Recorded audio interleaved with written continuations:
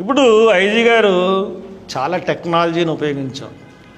Forensic science వాళ్ళ నిపుణుల్ని రప్పించాం.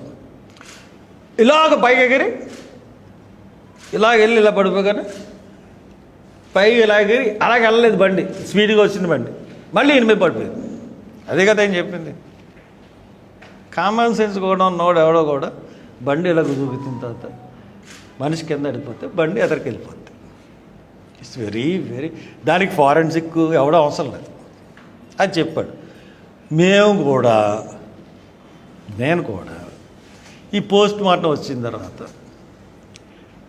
ఐఏకి, జీపీటీకి,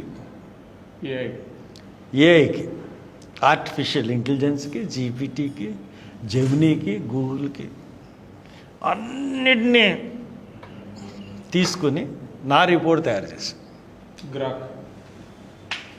దాంట్లో ఇది హత్య అని చెప్తుంది. సార్ ఐజీ గారు మీరు కూడా తీసుకున్నారు కదా టెక్నాలజీని, మేము కూడా తీసుకున్నాం. మా టెక్నాలజీ హత్య అని చెప్తుంది, మీ టెక్నాలజీ యాక్సిడెంట్ అని చెప్తుంది. ఎందుకంటే మీరు సృష్టించిన